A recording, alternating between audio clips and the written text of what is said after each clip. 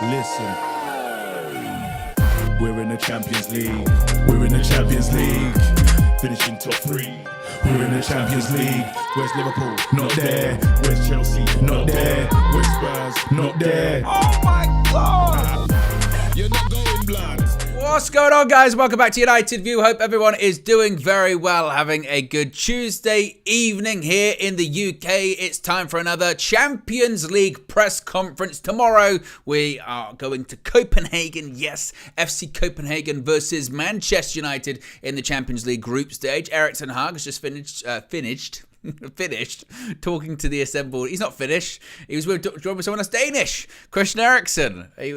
In Copenhagen, talking to the assembled media ahead of tomorrow's Champions League group stage clash. We got all of the quotes, all of the questions, all of the answers, plenty to get into. Some big news actually coming out of the press conference. A bit of an update when it comes to the recovery timetable of not only one player in Casemiro, but another in Lisandro Martinez as well. So there's plenty to get into. Also, Erik ten Hag has backed Antony after being under fire with his recent performances, saying he will come good, he's sure of it. He's also backed Marcus Rashford by being totally 100% committed to Manchester United, confirmed that Rashford is 100% available and set to start tomorrow. He's also said that Harry Maguire is fine after his knock to the head at the weekend, and also kind of, I guess, pushed back a little bit at maybe some claims that maybe Maguire was concussed while he was playing, kind of just suggesting a little bit that, no, we did all of the checks, we made sure we had all the protocols during and after the game, so Maguire's fine. So there's plenty to get into, so be sure to smash a like on the like button. Be sure to subscribe as well, bottom right-hand corner. I can see everyone in the chat at the moment. PJ says Sancho view, or this says late KG must be on the stream. No, the reason why, and this is kind of par for the course with these, away Champions League press conferences, the way that it usually happens is they fly out to wherever they're going to be going the day of. So they'll be, whether it was in Munich, they fly out to Germany, or with this, fly out to Copenhagen, or the next Champions League game, they'll fly out to Turkey. And then pretty much they land, and then they go and do the press conference. Now, as is usually the case, that means delays, things get slowed down, or flights get delayed, or whatever. Things just change. Things get held up, and things get delayed, as it were. So because of that, this press conference was meant to start at 6:45. It actually realistically started at sort of like 7:05, something like that, maybe 10 past. So as a result, things get getting pushed back and back and back. Hence why we are. So we're not late. Take it back. Take it back, I'm not going to have it. I'm not going to have the lateness. Let's get straight into the questions and into the answers as well. First question put to the Manchester United manager, who, as I mentioned, was joined by Christian Eriksen. As is always the case in these European games, they're joined by a player. It would make sense that it was Christian Eriksen. Of course, a top Danish player playing a Danish side. It would make sense that Christian Eriksen was there. So he was joined by Eriksen. But the first question was put to the manager himself, Erik ten Hag, and was asked about an update on Marcus Rashford and Harry Maguire, saying, did he pass all of the protocols and all this kind of stuff? And on Harry Maguire, Erik ten Hag said, quote, "We did the protocols during and after the game, and he's ready to play." As far as Marcus Rashford, Ten Hag said, quote, "He's back, 100% ready to play." And, I mean, he did say this at the weekend, Erik ten Hag, didn't he? With Marcus Rashford. He confirmed that, if Rashford was fit, he would have played. I know that people have kind of tried to look into it more than maybe it is and said, oh, was Rashford actually dropped? Was he not actually injured or whatever? Ten Hag came out and literally said, if he was fit, he would have played. And we have seen this season, if Marcus Rashford, not even 100% fit, if Marcus Rashford is 75% or 50% fit, Erik ten Hag has played him this season. So the fact that Erik ten Hag has come out this evening and said Marcus is 100% ready to play, I think he might as well have said he's 100% going to start as well. Marcus Rashford will start tomorrow against FC Copenhagen. Don't be shocked when that happens. So that's the case with Rashford. As far as Harry Maguire, I mean, it's a strange one, isn't it? I said this the other day. I forget which show it is. We do too many. And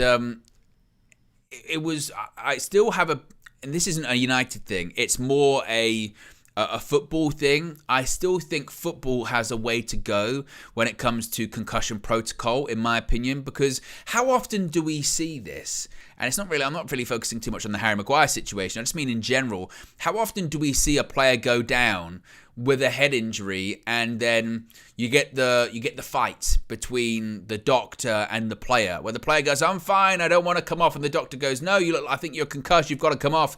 And then sometimes, this is what's crazy in these situations as well, with the head injuries and concussions, there's a concussion substitute, and a lot of the times the managers and the clubs don't use it. They don't use the concussion substitute. And I was always a bit confused as to why that is. And then I heard that sometimes they don't use it because then the opposition gets an extra sub. Am I correct in that assumption? I think that's the case.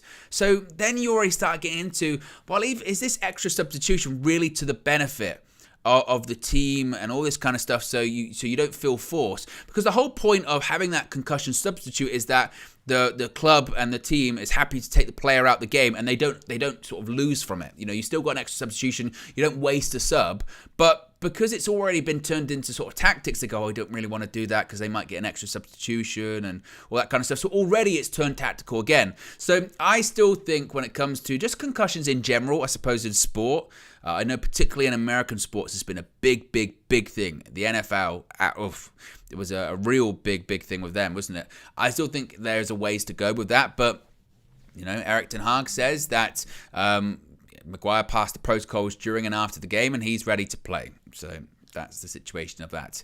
As far as how much of a boost that is, Ten Hag was asked, how much of a boost is that? And Ten Hag said, basically, how much of a boost is that they're ready to play, or Maguire's ready to play? And Erik ten Hag kind of pushed back, and he went, "Well, he was fine in the game. So no problems. He played a very good game."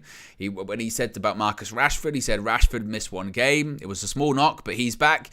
So realistically, Erik ten Hag appeared like certainly he was trying to maybe, I don't know, play down the fact that these were big injuries or big doubts or big concerns, because he's essentially saying, well, Harry Maguire was never in doubt because he played during the game. We assessed him after the game, so we never felt that it was any concern. Rashford, it was touch and go if he was going to make the game anyway at the weekend, not this one, because he had a late fitness test the day of, and I think he had only missed training the day prior, and it was a dead leg. So he was never really that much of a concern to miss today either. So I think Erik ten Hag was kind of downplaying the fact of actually both of them weren't really big deals or anything like that. The next question put to Erik ten Hag was about the stadium, and I'm really glad that this question was asked because it's something that I spoke about yesterday, talking about Manchester United's inability to deal with hostile atmospheres away from home, particularly in Europe. I mean, we saw last season away to Sevilla at the Roman Pithwan Stadium absolutely just fall apart. We saw it at the Allianz Arena earlier this season against Bayern Munich. An ability to manage the atmosphere and manage the occasion at points, but then once a setback happens, once a mistake, once anything like that happens, just this complete and total collapse. That's it, we've lost. If a mistake happens, if we concede a goal, that's it, we're not going to score. If something doesn't go away from a VAR perspective, i.e. a goal gets ruled out, we're not going to score another goal, the game's against us, football's against us, that's it. And how is United going to manage that? That was the question put to Ten Hag. How are you going to manage that? The team has performed in front of hostile crowds and had bad results. Are you confident of the character ahead of the game tomorrow? And Ten Hag said, we're looking forward to it. The team is experienced. Last year in difficult stadiums, we played well against Barcelona. We can get good performances and good results. And look, he points to that away performance in Barcelona because it's true. It was one of our best performances of the season. Still didn't win the game, of course. That was 2-2 in the new camp last season. But I think that's why it's such a conundrum, really, with how much this team has struggled in those more hostile atmospheres and away from home. Because as he points out, and this was something I said yesterday too, they're a really experienced side, particularly in Europe.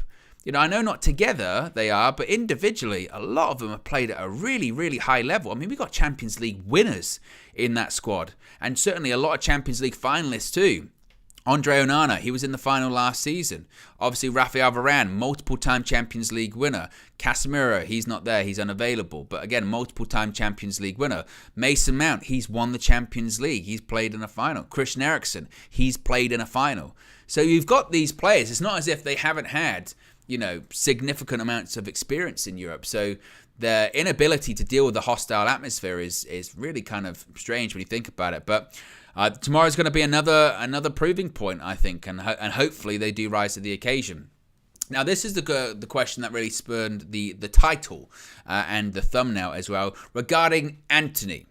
Antony, he was asked Erik ten Hag about his form, and the question was said, look, when Antony was substituted at the weekend against Fulham, he was cheered, or the actual substitution itself was cheered. Why do you think he is struggling? And Erik ten Hag said, quote, I think he had a really good pre-season. He has to get himself back into form. Hard work, invest, and it will come.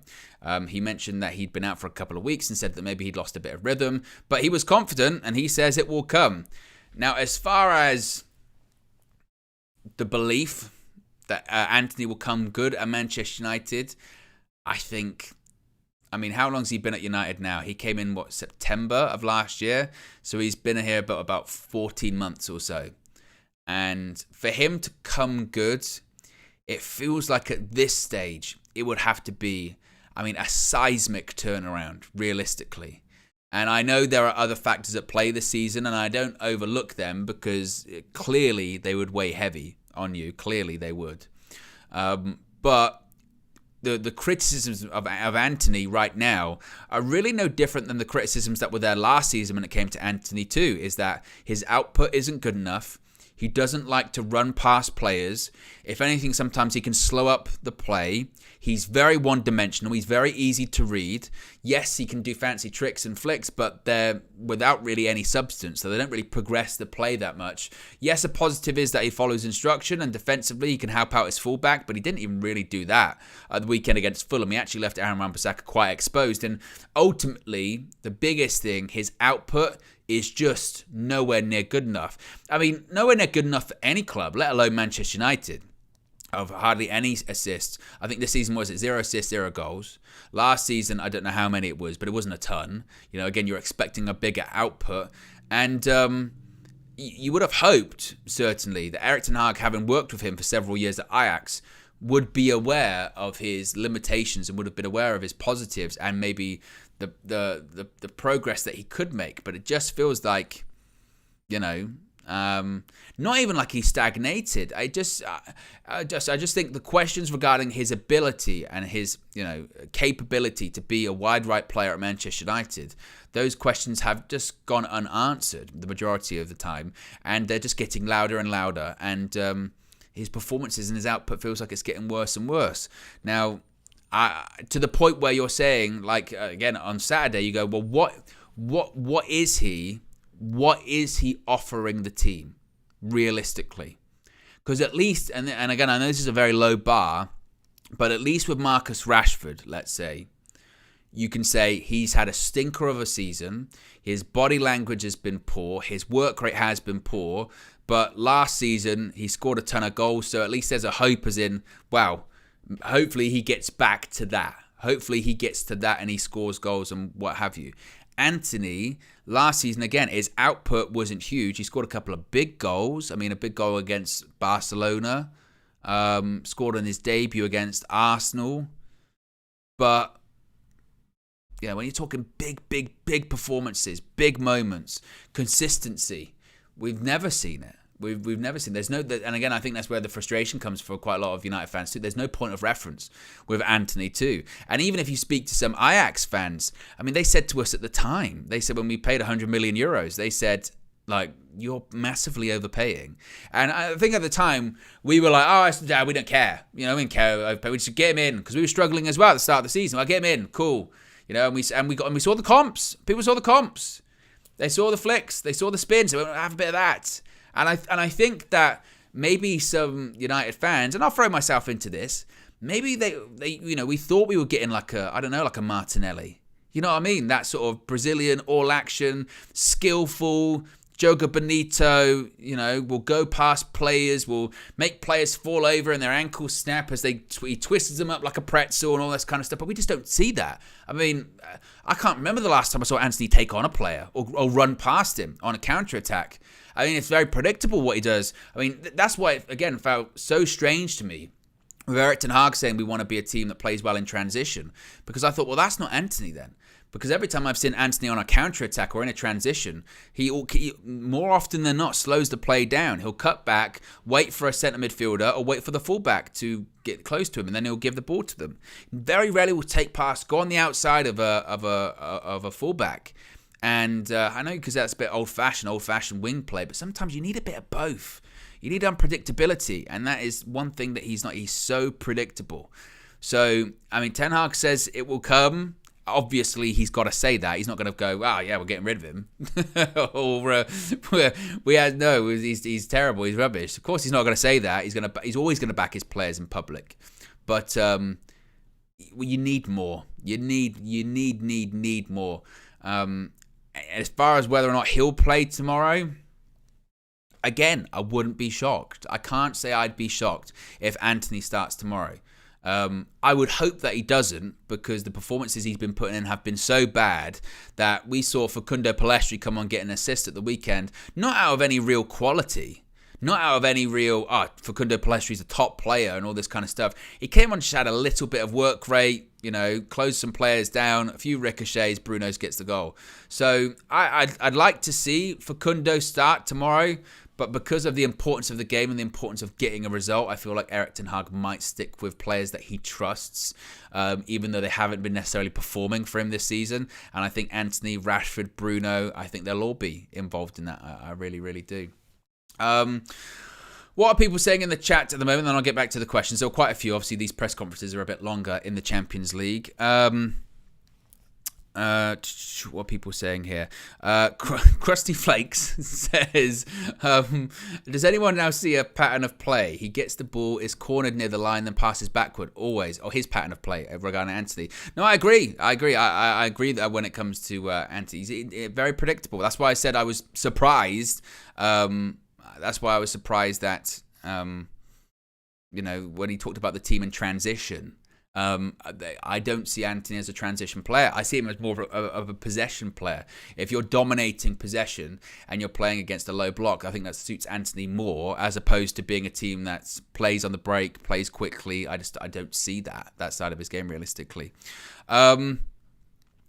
John James says, can we not ever give a player compliments without immediately pointing out their weaknesses? Is this referring to Antony? Because I think at the moment the weaknesses are outweighing the positives, which is why people are pointing out. I think if I, when we're talking about Antony, if I only talked about his positives and not the weaknesses and why there is people talking about him now, I think that'd be quite disingenuous, to be honest with you, because you still have to be real with this as well. He meant Pellistri. Well, I don't think I was to point out his weaknesses. I think he said he came on, and I still don't think he's... For me, with Facundo Pellistri, as I've said, I think that people have still overhyped him a little bit. I still think he has a long way to go, and I still don't know if he is that player that maybe some people think he is. In fairness, he hasn't had a run in the side to the extent of an Antony or anything like that, but I think when you do see him play, you do see that he's a bit, he's still a bit... frail wasn't the right word, but a bit slight, can get out muscled. But I'd still have him start tomorrow. I would still have him start, to be honest with you. So there you go. Let's move on. Christian Eriksen was asked the next question, and this was a comment made by the Copenhagen manager in his press conference earlier on today, where he was saying that the atmosphere is 100 times more than Old Trafford. Do you agree? Which is such a funny question to ask, isn't it? Basically, the Copenhagen manager says that their stadium atmosphere is better and Old Trafford's is shit. Do you agree with him? What's he going to say? Oh, yeah, he's right. He's right. I hate playing at Old Trafford every single week. It's, it's like hearing a fart in church, It's silence in there. It's like a library, all this kind of stuff. I mean, it's a ridiculous question realistically to ask, because what's he going to say? But he actually said, well, first of all, I've never played against Copenhagen here, so I don't know. I've only played here here with the national team, and it is special. I expect a special atmosphere, but 100 times better than Old Trafford, I'm not sure about that. So, to be honest with you, I think Christian Eriksen answered that the best, the perfect way. And actually, he came across really well in this press conference. He's done a couple before, and he just answers very short, very succinct. Stupid questions get stupid answers. I think when it comes to stuff like this, I mean, I get it. Yeah, he's a Danish legend. You know, he's one of the best. He is up there with some of the best Danish footballers of all time. All right, and there's some pretty good one. Obviously, the Laudrups, obviously Schmeichel. It could go on and on. So there's been some pretty fantastic Danish footballers, and Christian Eriksen's absolutely in that category. So of course, but as he mentions, I'm going to slag off my team and my stadium that I play at, and my fans that I play in front of every single week. So. Yes. I mean, look, it's going to be a great atmosphere, no doubt about that. But, very, very strange question, realistically. How many likes are we currently on at the moment? We've got 475 watching, only 54 likes. If you haven't already, click the like button, see if we can get it over to 100, possibly to 150. Now, another question was put to Ten Hag saying, previous to the Fulham game, you said you wanted to play direct, but you don't mean that's just by playing a long ball. There's more levels to it than that. What does that mean? And Ten Hag said, well, it's good formation, good constructions, composed on the ball. You have to find solutions. There are moments which you want to go more direct and go with a long ball, but it depends on the solutions. Players have to make the right decisions. Finally, it's up to the players to find decisions, make decisions on the ball, decision-making on the ball, movement off the ball. So this was actually a really interesting answer because it's something I saw from, ironically enough, Sean Dyche.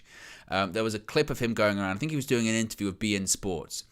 And he was explaining that when people say direct in football, they in their head just think long ball, that's what it is. Long ball, it's just going long, route one football. And he said direct football doesn't mean that. Direct football just means instead of passing side to side or, going backwards a few times to wait for space to open, it's just the mindset is the first pass is always forward. Doesn't mean it's long. Doesn't mean, it's a crossfield pass. Doesn't mean it's a hoof it or anything like that. It's just getting as far forward as possible with not doing 10 million different passes or anything like that. And as Ten Hag mentions in his answer there, he says, it's not always about long ball or anything like that. It's about the decision-making on the ball and the movement off the ball. I.e., what he's saying is that, if there's a player in space, but it's 50 yards that way, but you can do a crossfield pass, do it. If you see someone that's making a good forward run and they're going to time it properly and you can play a through ball through 2 banks of 4, do it. But always be looking to play forward as opposed to be playing sideways or backwards. That's realistically what he's saying there. And I think sometimes, again, when people hear the word direct in football, they just think Sam Allardyce, pump it into the box, set pieces or anything like that. And to be honest with you, there's nothing wrong with that. I really don't like football snobbery. I really hate this sort of mindset that there's only one way to play football. There's only one way, and if you don't play that style of football, or you don't play this way, that you're playing anti-football, then you're playing the game wrong. And I've always find that so ridiculous when managers come out after the game, most of the time which they've lost, by the way. They come out and they go, this team played it this way, and that's not right, and all this kind of stuff. I mean, we could circle back to last night with Spurs and Ange Postecoglou again. I know I mentioned this on the morning show, and Flex and KG brought it up during the Flex and KG show today, but it's so true. It's so true that Ange Postecoglou lost a football match at home 4-1 last night. Now, why did they lose that game 4-1? Because his players didn't show any discipline, because they both got sent off, and they should have been sent off before they actually ended up getting the red card. Romero could have and should have been sent off earlier. Destiny, whatever his last name is, he should have been sent off too. 2-footed tackle. So they both should have been sent off. So to me, that's ill discipline, and they got away with one. And then after that, I guess credit to him for sticking to his principles, but his principles were naive, playing with 9 men and playing a high line that at one point, it's a staggering picture, isn't it? It's that picture where 7 of their players are across the halfway line, and pretty much the entirety of the Chelsea players are like a yard behind them, and people are praising that today. I saw Jamie Carragher after the game saying it was almost genius. How can it be almost genius when you lost a football match 4-1? And they go, wow, they nearly equalised. Okay, but they didn't. They didn't. And that to me is the double standard in the media, because I know, and it's not just Erik ten Hag, there are other managers in the Premier League there, that if they played like that after conceding 2 red cards in a game, they would be slaughtered. Absolutely slaughtered. Erik ten Hag, if he played that way after going down to 9 men, first of all, they'd crucify him for saying he'd lost the dressing room and lost all discipline at the club, and Man United's falling apart for going down to 9 men. They'd crucify him for losing 4-1 at home to Chelsea, and then they'd also say he's tactically naive and he's tactically, inept and he's out of his depth, whatever. And they would do it with other managers in the Premier League too. They absolutely would. But for whatever reason, Ange Postecoglou, they've decided that, I guess, he's a charismatic guy and a good personality, so they don't care. Realistically, they don't care about that. And again, that's not a knock against Ange Postecoglou, because I think he's a really good coach. I've said that to Flex before the season started, that I thought he'd do well, and he is. He's got a great personality and he speaks really well. But at the same time, I mean, again, this is the way to play football. And even though if you lose a match in the manner that they lost that match, that's good. I don't get that. I really, really, really, really don't. Where are we going next? So about playing direct, Christian Eriksen was asking, is this encouraging, having that freedom to select what kind of passes? And Eriksen said yes, and he hopes tomorrow will be the same. He hopes the manager puts in a good game plan and they'll go from there. The next question to Erik ten Hag was about the banner. The banner at the away end against Fulham at Craven Cottage. Of course, the one play like you mean it. Erik ten Hag was asked, what are your thoughts on that? What are your thoughts on the play like you mean it banner? And he said, the players made their efforts, but there can always be more. The fans expect the highest standards, and we have these high expectations. And when you're not playing well, you still have to win. Now, this was something actually that he did mention several times in this press conference, is that it's not a complete, I don't know, just sort of blindly saying, we've won some football matches, so we're playing well. Erik ten Hag was very quick to acknowledge in this press conference today that we're not playing well. We're not playing well. And he said, if you're not playing well, you still have to win. It doesn't matter. So even when we haven't been playing well this season, and look, there's an acknowledgement. When have we played well this season? That isn't a Carabao Cup game against Crystal Palace at home, against a backup Crystal Palace. When have we played well? We haven't. We haven't played well. But it doesn't matter, because you still have to win. Eventually, obviously, those performances have got to come. But if you're not playing well, you still have to win. And there still always has to be more. And I think that's quite interesting to sort of reflect about, isn't it? That when you look at how we played at the weekend against Fulham. I mentioned this in a few shows we did afterwards, talking about, did Man United play like they meant it? Was that the top amount of effort from them? And I don't know what's more concerning. If it wasn't, why aren't they putting the effort in? Or if it was, is that the best that they can really do right now? And I don't know which one where I sort of lay on that, honestly. Maybe a bit of both. Maybe a bit of both. Like, I looked at the Fulham game, and maybe bar a couple of players, it's not that I didn't look at them and go, they're not trying, because I did think they were trying. Just some of them are just, either bang average or just horrifically out of form. Like, massively, massively out of form, and the confidence is so low. So, as Ten Hag mentions, when that happens, sort of tough. You still got to win the match because you're Man United. And if you don't win a match, then that's it, realistically. So I think that's quite an interesting question. Keegan with a super chat here says, we have seen Facundo come on and make a difference on multiple occasions. I'm not saying he starts games, but he deserves more credit than you give him. Look, Facundo's come on... Obviously, look, he did well at the weekend. A couple of other times last season. I remember he came on against Spurs, and I thought he did well. And there were some games he came on last season. I think he should maybe come on more often. I think that's probably a fair thing. I think he should come on more often. Same way that, Garnacho comes on near enough most games. I think he should come on more often. But maybe I'm not explaining myself the best I can. I just think that we've done with him, or a lot of fans have done with him, what we've done with a few players this season, and what I think that we have to be really careful we don't do with like a Kobbie Mainoo, is that we get so hyper-focused on one player. Get Facundo in. He'll be the answer. And then he comes in and he does okay, because look, he's a decent footballer. He does all right. But at the same time, why is Griezmann staring away? Like, that's so weird. But, you know, it does okay sort of thing. But as this, like, he should be starting every game. He should be doing this. He should be doing that. It's kind of like, you know, you still say, well, we could still do significantly better. And I don't know. The question is, I suppose, is whose best day is better? Is it Antony or is it Facundo Pellistri? At the moment, Antony's nowhere near his best day, so I would say play Facundo over him. But it's just this, like, because we did this kind of against Bayern Munich. Played him against Bayern Munich, and I think he played. What game did he play in the Premier League?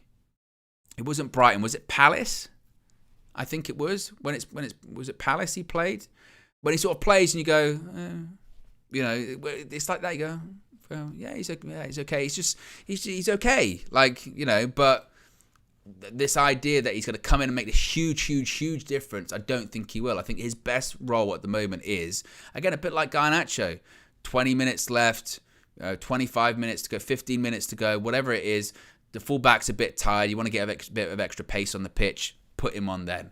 I just think that, you know, we run the risk of throwing him in the deep end and then actually, you know, maybe we overhyped him a bit and then his confidence completely disappears as well. We need more. We need more in that position. We need better in that position. That is what it is with that. How many likes are we currently? Still not 100 likes, 4 away. So if you haven't already, click the like button as well. Question was put to Ten Hag about working with Rasmus Hojlund for a few months now. What is his thoughts on Hojlund's form thus far? And he said that he's integrated well, scored goals in the Champions League. He said, I think as a team we can be better in possession, create more and better chances, work on the stable starting 11 or at least 12 to 13 players. Routines will get better and more chances will be created. But he's integrated very well, very good performance. He wants to improve every day and it's lovely to work with him. So I think it was quite interesting to see just really an acknowledgement, you know, from Erik ten Hag that, it's really frustrating for Rasmus Hojlund because we're not making enough chances. You know, we can be better in possession and we can create more and better chances. Now, he's starting to lean more on, it's something he's kind of been touching on the last couple of weeks about the injuries and saying that, you know, the style of play and all that kind of stuff. And he's once again saying once we have this more stable starting 11 or at least a stable sort of 12 or 13 sort of player group and the team will largely stay the same, the routines will get better and we'll create more chances, and when we'll have these routines and we'll make more chances, then Hojlund will score more goals. That's really the crux of his argument at the moment, Erik ten Hag, because he's saying this a lot, saying we just need the stable 11 or the stable 12 or 13. The routines will come and we'll play better, we'll create more, Hojlund will score. And you cast your mind back to last season, and I remember it being a bit of a criticism, actually, of Erik ten Hag, particularly after the World Cup and going into the new year. Ironically enough, when we were playing our best stuff, he was criticised, wasn't he, Erik ten Hag, for not rotating. He doesn't rotate that much. Erik ten Hag, Erik likes to play his strongest team, near enough every game. He maybe might make 1 or 2 changes max, but he doesn't like changing the team. He doesn't like it. He wants to keep the same team. And realistically, now we see why in his mind, because he says, I don't like making changes every single game. I like to have near enough the same starting 11, or at least, you know, a 12 or a 13-man group that it plays every game, or near enough every game. Maybe fringe players will come in occasionally, but I like to have that stable starting 11, starting 12, starting 13, whatever it may be. And then we sort of create synergy, we create routines, and we play better football. And he's really leaning on at this point the fact that these injuries have hampered the ability to have that stable starting 11 or close to, and those routines are suffered because of it, and the style of play has suffered for it. And I suppose that's fine to say now, but once the players do come back, then you have to start seeing improvements of the style of play, because if you don't, and I'm not saying immediately, because it might take a little bit of time for everyone to get back up to speed, and as he mentions, to get those routines going, but if we don't see that improvement once the players are coming back, and they're starting to come back now, there are still a couple of more long-term ones, which we'll get to. But if they don't start to come back, then if that routines, once the players back, if we don't start to play better or the style of play doesn't improve, then people are rightfully so going to respond and say, so now what? What now? And I just hope once those players get back, we do start to play better and have that style of play. Christian Eriksen was also asked how it's like to play with Rasmus Hojlund. Eriksen said he's a very nice guy, works very hard, wants to improve, does his job very well, play more games, and we'll get to know each other even more. He was also asked, Eriksen, what he feels is at stake tomorrow.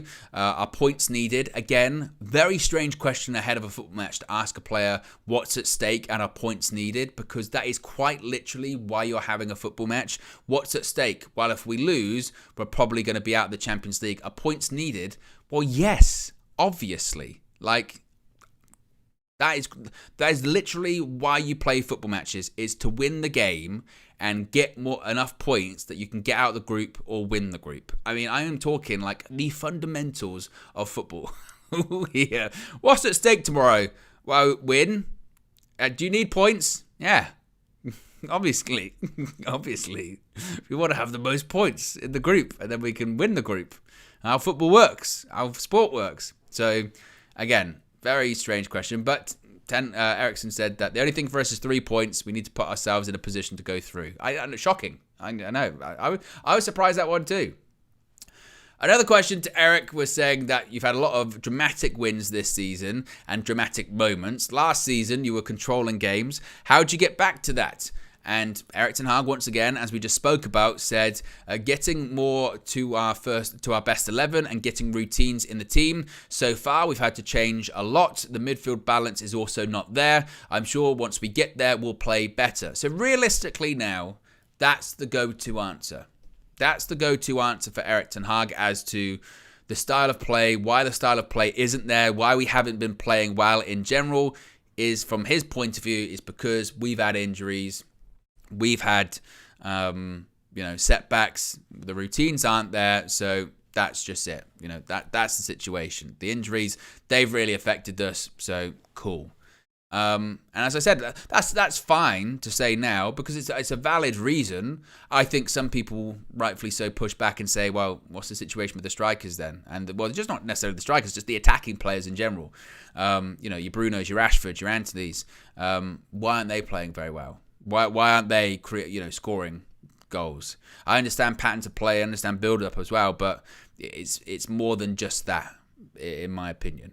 So we'll see. And also as well, and maybe this goes back to the injuries, I don't know, but I still say that really since March of this season, we haven't, this year rather, we haven't played well. We haven't played well at this point, so that's March. Where are we now? Nearly, so that's, 8 months? We haven't really played well in about 8 months. So is that due to injuries? You could argue that, Martinez has been out for the majority of that time. Even when he came back, he wasn't, what he was last season because his foot was clearly still bad. But is it really down to one player? Is that our real drop-off, one player? Or is it a combination of, a couple of injuries, a couple of key players that were playing well are no longer playing well? I think that's a big part of it too. There's lots of different parts of it realistically, but I don't think it's just, injuries. So obviously, once you say an answer like that, Erik ten Hag said, so then are you confident that once you get a stable team, you can go on a winning run? And Ten Hag said, obviously, once you have a more stable team, you have a better chance to go on a run. Gives you more belief and confidence, but you have to make that luck. Starts with good organisation, good attitude on the pitch. Last point is probably what we have to have is a good attitude on the pitch. We have a good fight and a good spirit. We're not playing well, but we're still making chances. When we get in that position to hit the net, we have to be doing that more. So again, it's a general acknowledgement by Erik ten Hag, isn't it, that we're not playing well. He's not sugarcoating it. And I think sometimes I've seen after a lot of games recently, because we haven't been playing well. When he comes out and, maybe we scrape a game or whatever, or even when we lose and for a 20-minute period we play well, and Ten Hag will say, for the first half or the first 20 minutes, I thought we played well, I thought we did well. A lot of people get very angry with that, and they'll say, he's deluded, he's a fraud and all this kind of stuff. But in here, once things have kind of cooled down a little bit, there's an acknowledgement. We ain't playing well. We ain't playing good. And it's not lost on him. I don't think he's coming out of any of these games thinking, yeah, we're playing really well at the moment. I don't know what people are talking about. Yeah, we're playing great. He knows. Of course he knows we're not playing very good. And realistically, he's probably got better reasons as to why and more accurate reasons as to why, but he just won't share those with the media. Because there's a myriad of other reasons and factors that will never see the light of day, realistically. And I don't mean like I'm hinting at something that I know about, because I don't. I'm just saying that that's just how this all works. That is just how all of this works. So he's very much leading into, once we get a stable team, we'll go on a winning run. And again, that's pressure. Puts pressure on himself. You could argue he's trying to buy himself more time. By saying, I just need to get the players back and we'll be sorted. But it puts the pressure on for, once you get the players back, it's got to start working, hasn't it? Because if it doesn't, if it doesn't start working, people will say, oh, I thought things were going to improve once the players came back. Rasmus Hojlund, another question about Rasmus Hojlund, and this was more about the frustration that he showed on Saturday when he was substituted. Of course, when he was substituted, he looked very frustrated, cut a very frustrated figure, and I don't blame him for being a frustrated figure. Let's be honest. I'd be frustrated too if I got my dream move, and make no mistake, this was his dream move. Reportedly turned down PSG and had offers on the table. Nope, want to go to United, even changed agents, representation, get me a move to Manchester United. Gets a move to Manchester United. Can't play immediately because they find out he's got something wrong with his back, so he has to take it easy. And once he starts getting in the team, he can't get any chances made for him. And now it's the 7th of November. He's still got no Premier League goals. Has scored several in the Champions League, in fairness, but hasn't scored any in the Premier League. And it's not for the want of trying. It's not the fact that he's missed all of these chances. It's not like a Darwin Núñez situation or anything like that. It's the fact that chances have been a rarity. They've been at a premium. They're so rare. I'd be surprised if you compare them to the top strikers in the Premier League as to how many opportunities are created for them or how many opportunities they have per 90 minutes. I'd be pretty surprised. If it was higher than any other top striker, because the service, it's scraps is an understatement for how little service he gets during the game.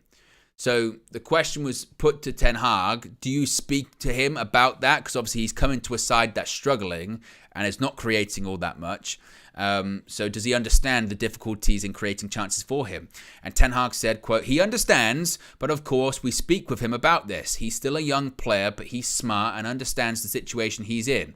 He wants to score goals and he's so keen and working very hard in training. So I do think that's a positive, that the coaching staff are actively talking with him and saying that, they're trying to create chances for you. We need to create more chances for you. We have to create more chances for you. I mentioned it this morning on the morning view, that you look at a team like Manchester City, where for a couple of seasons they didn't play with a striker. They played with a false nine. They put Foden there, Bernardo Silva, whoever. They just put whoever in that sort of false nine position. Alvarez played there for a little while. In a false nine, and people would just play there. They had Gabriel Jesus for a little while, but obviously they didn't even use him as a striker. They played out wide left. So they had a different style of playing. When they signed Erling Haaland last season, that changed. We have a focal point. We have a striker. Therefore, the jobs that you had previously, those wide players, those sort of more advanced midfield players, that's changed a bit. No longer is it as fluid as it once was. You've got a focal point that you're all trying to work towards. Get the ball to Erling Haaland in the box. Make chances for Erling Haaland. He'll find space. He'll occupy centre-backs. He'll manage to lose them on the pitch at set pieces. Whatever it may be, he will get space. He'll hold up the ball, but make sure you get the ball to Erling Haaland. And the players, because they've got good coaches, good system, and they can adapt and they're agile, they were very quick to adapt. I remember at the beginning of last season, Jamie Carragher and others were talking about with Man City, or as Haaland made Man City worse because they now play with more rigidity. They're far more rigid than they were before, where they were so fluid and they were difficult to figure out and difficult to pick up. Well, they won the treble last season, so it could have been that bad for them. So you've got a group of players there that can adapt and are agile.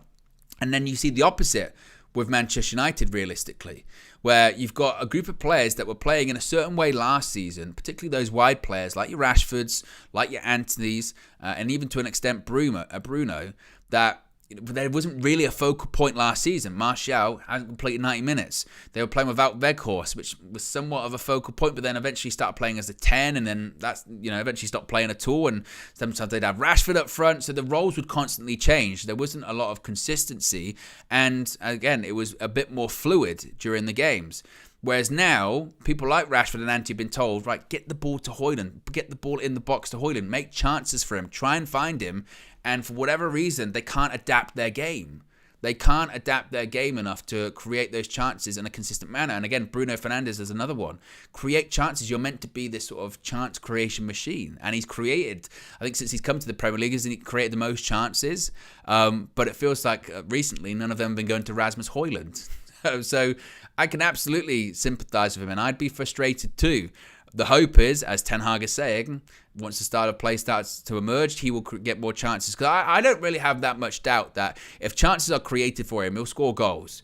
His movement's really good in the box. And he's not a complete article by any stretch of the imagination at the moment, Rasmus Hojlund, because sometimes his touch is still a bit, he comes to his feet, bounces off him. He can be a bit rough and tumble with centre-backs, and he can be, sometimes you feel like a bit awkward, maybe when the ball's at his feet, but there is definitely something there. I think you can see potential in Rasmus Hojlund.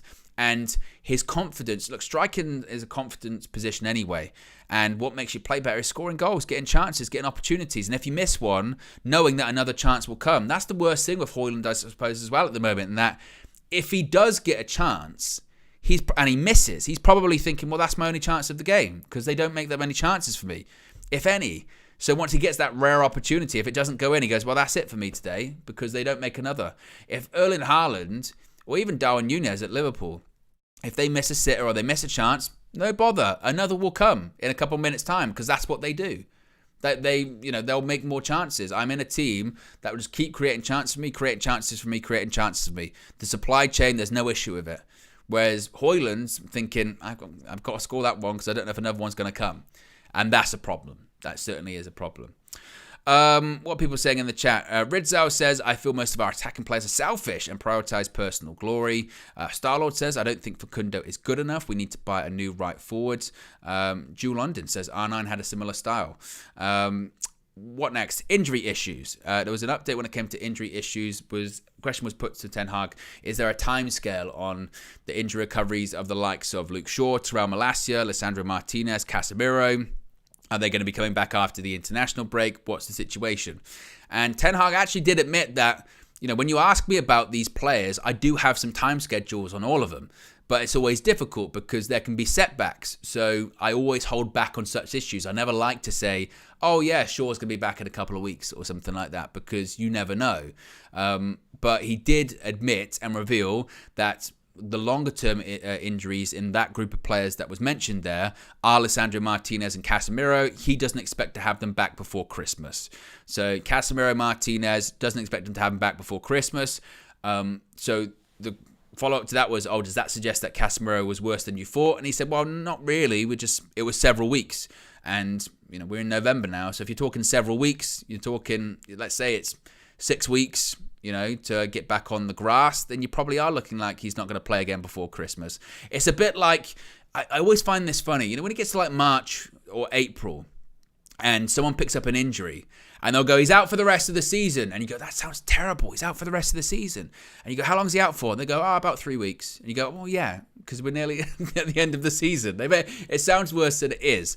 So Casemiro, not back before Christmas. Martinez, I wasn't expecting him back before the new year. Anyway, the suggestion was that he could be out until like February or something like that.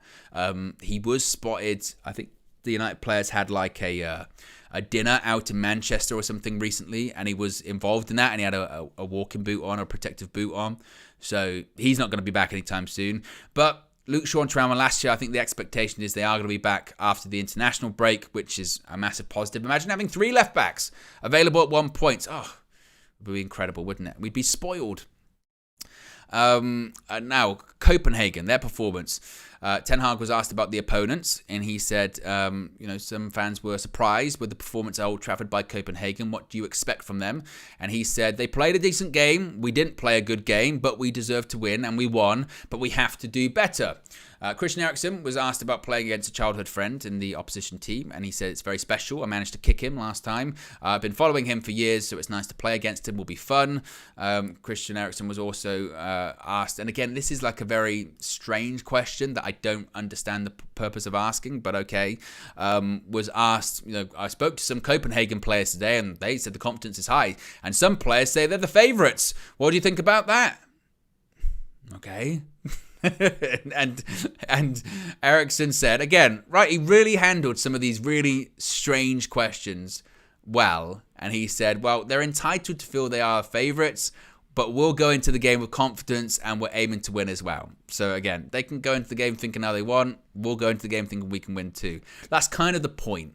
Football, right? That's kind of the point when you go into games of, trying to win and thinking you can win. If you go into a game as a player thinking you're going to lose, chances are you're going to lose. So, of course, even if they think they're going to lose, they're not going to say that to the media, are they? Oh, yeah, we think we're going to lose. We're going to get absolutely smashed tomorrow. No one's going to say that. You go, I think we're going to win. Well, we think we can be favourites. We've got an opportunity here. It's all mind games and stuff like that. So, again, was a bit of a strange question, realistically.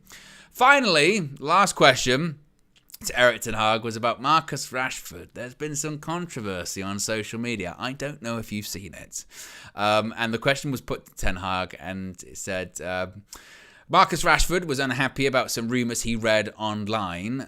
Do you see someone in training that's hungry, that's committed, that's fighting for Manchester United? And Erik ten Hag said, quote, Marcus is very committed to Manchester United. He's investing hard work in training to get back into form. So Marcus Rashford is not going anywhere. Marcus Rashford is not leaving Manchester United. Marcus Rashford's future is at Manchester United. Marcus Rashford's immediate future is in the team. Marcus Rashford's going to play tomorrow. Marcus Rashford's was going to play at the weekend had he not been injured. So, yeah, he just signed a new contract. That's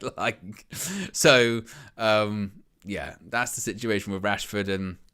And again, what's Ten Hag going to say? Oh, no, he's not committed at all. I try to get rid of him. So, yeah. There you go. But there you go, guys. That's the press conference for you. What's on tap for the remainder of the day? Oh, actually, I was going to play this. I still should play this. And then I'll tell you what's on tap for the rest of the day. Earlier today, Flex and KG were live. It's almost like a little preview of what's to come. You'll see over the next couple of weeks, over international break, we've got some really, really exciting stuff planned, some changes, some tweaks, some upgrades that we're doing here at United View that we're really, really excited about and really excited to share with you. So I hope you really enjoy them because I think you will. I really do think you will. It's going to be a lot of fun. And one of them is sort of a new and improved Flex and KG show. Now, that's going to be going to Mondays. Today, though, they were live. It's also going to be live on Monday, too. But today, they went live kind of spur of the moment. It wasn't actually the plan. It was a very last-minute go-live sort of situation with a bit of a teaser of what's to come. Not completely there just yet, but a bit of a teaser, a bit of a pilot. And there was one part of it where they spoke about the game at the Tottenham Hotspur Stadium on Monday. And Flex gave his view on what Ty would think of Christian Romero's red card. Take a look at this. Then you've lost your own heads. Christian Romero, you are an absolute disgrace. What's Ty saying, though? You could have killed him. What about the time when Romero was on the pitch? He should be taken to court. Tell me about the time. He shouldn't even got a red card. He should have got a red notice for his letterbox to attend court. And not even the magistrates, who should have been at the Crown. He should have been at the Crown Court when he gets a big sentence, so he can't come back. And the worst thing, Enzo, that is his friend. That's his national friend in the Argentina. They won the World Cup together. They won it. They won the World Cup together. And who is he to do that to his own friend? I understand what you're saying, KG. No, if he can do that to his own friend, what can he do to you? that's his friend, he went to war in the Argentina squad. If that's his friend, what can he do to you? You can't. They still are okay with each other. Just calm down, Ty. Okay, I understand what you're saying, KG, and I do need to be calm. But Christian Romero, if he did, do that to us. Do that to us. And when you were playing against us at the Emirates in that 2-2, why didn't you do that then? Because you were too scared. You was too scared. When he starts. Okay. Genius, absolute genius. The honestly, the Flex's impressions are actually unbelievable, and also the Flex Thai impression, absolutely sensational. And there's way more to it. There's way more to that. There's them talking about Lee Judges as well in it, and again, that's just a teaser, a little teaser of what's to come. Very, very exciting, and I think you guys are really going to enjoy it. So, yes, as far as what's on tap for the rest of the day, and then of course tomorrow, coming up later on is going to be the match preview. I think that's dropping at 9. I think I saw. I guess so. I think it's coming at 9. So that's going to be, once again, with Flex and KG previewing the trip to Copenhagen tomorrow. Then, of course, tomorrow you've got the morning view. Flex and myself will be live, as always, 9 a.m. Then it's match day. So you're going to have road trips. You're going to have the match view. You're going to have fan views, full-time views, and all of that fun stuff. So plenty of content on the horizon. Have a great Tuesday evening, guys. And I'll speak for you again very, very soon. Peace.